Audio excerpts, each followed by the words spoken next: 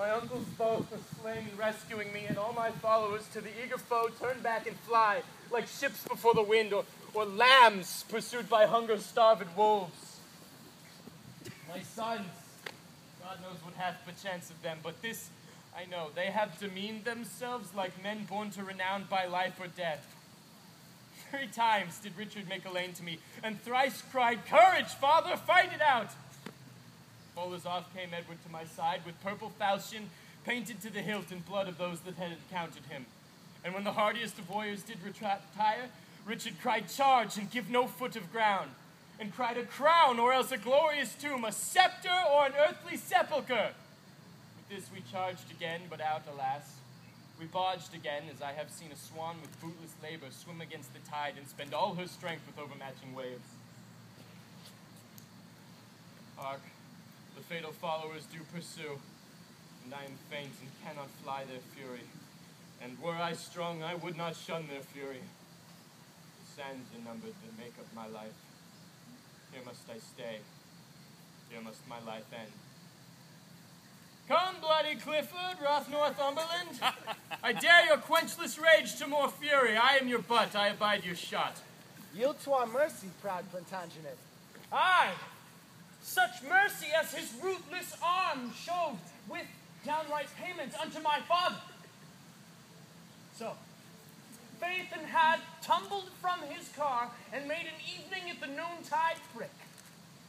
My ashes as the phoenix may bring forth a bird to revenge upon you all. And in this hope I throw mine eyes towards the heavens, scorning whate'er you can afflict me with. Why comest thou not? What, multitudes in fear? So, cowards will fight when they can fly no further.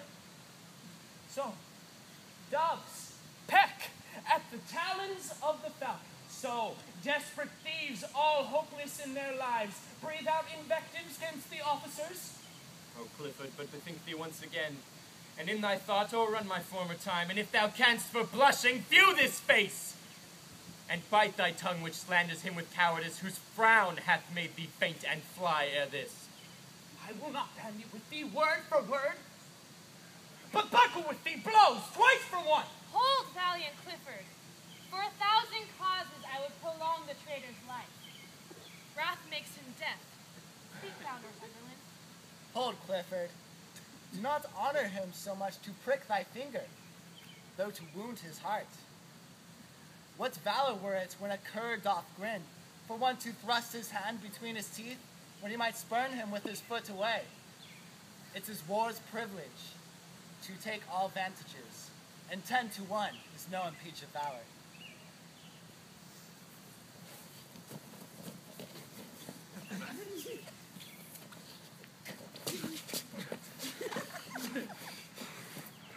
Aye, so struggled the woodcock with the gin.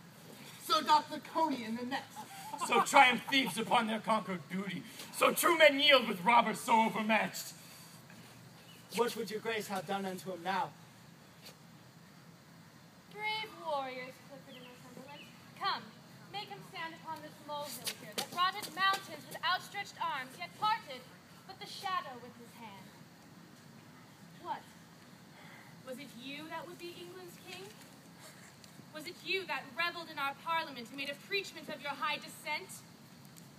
Where are your mess of sons to back you now? The wanton Edward and the lusty George? Or, with his crook-backed prodigy Dinky, your boy, what with his rumbling voice was wont to cheer his dad in mutinies? Or, with the rest, where is your darling Rutland? Look, York, I stained this napkin with the blood that valiant Clifford with his rapier's point made issue from the bosom of the boy. And if thine eyes can water for his death, I give thee this to dry thy cheeks withal. Alas, poor York, but that I hate thee deadly, I should lament thy miserable state. I prithee grieve to make me merry, York. What? Hath thy fiery heart so parched that thine entrails you cannot even shed a tear for Rutland's death? Why art thou patient, man? Thou shouldst be mad. mad, do mock thee thus. Stamp, rave, and fret, so that I may sing and dance. Thou wouldst be feet, I see, to make me sport. York cannot speak unless he wear a crown. A crown for York. Lord, bow low to him. Hold you his hands whilst I do set it on.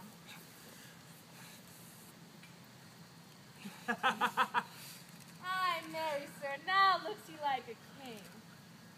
Aye, this is he that took King Henry's chair, and this is he was his adopted heir.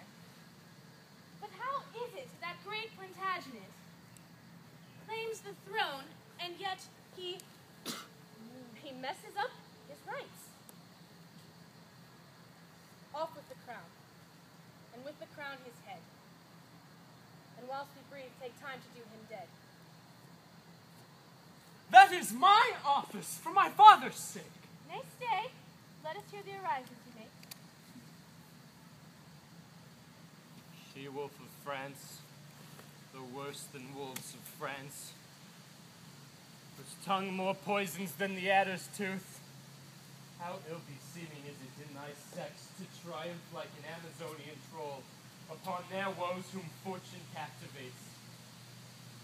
That thy face is visard-like, unchanging, made impotent with use of evil deeds, I would essay, proud queen, to make thee blush. To tell thou whence thou camest, of whom derived, were shame enough to shame thee, wert thou not shameless.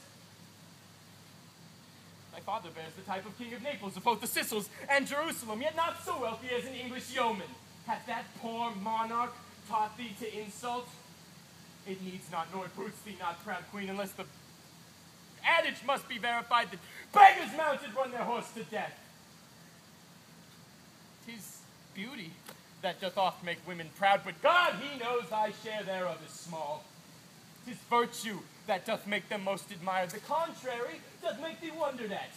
'Tis government that makes them seem divine, the lack thereof makes thee abominable. Thou art as opposite to every good as the antipodes are unto us, or the south to the septentrion.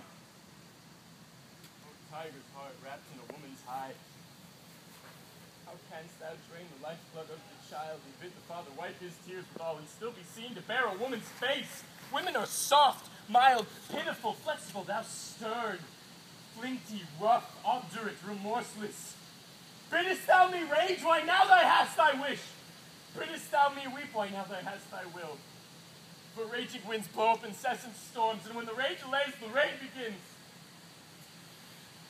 My tears would be sweet Rutland's obsequies, and every drop would cry vengeance against thee, foul Clifford, and thee, false Frenchwoman. Beshrew me, but his passions moves me so that I can hardly check my eyes from tears.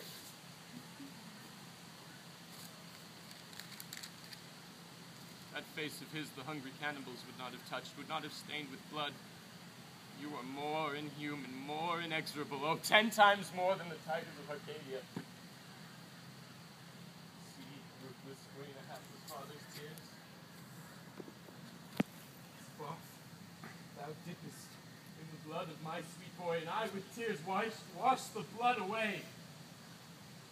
Weep thou the napkin, and go boast of this. And if thou tell the heavy story straight, upon my soul the hearers shall weep. Yea, even my enemies shall shed fast-falling tears and say, oh, 'twas a piteous deed. Take thou the crown, and with the crown my curse, and in thy need find such comfort as I now reap at thy too cruel hand. Hard-hearted Clifford, take me from this world, my soul to heaven, my blood upon your hand. Had he been slaughterman to all my kin, I should not for my life but weep with him, to see how inly sorrow gripes his soul. What, weeping ripe, my dear Northumberland? Think but on the wrong he did us, and that will dry thy tears.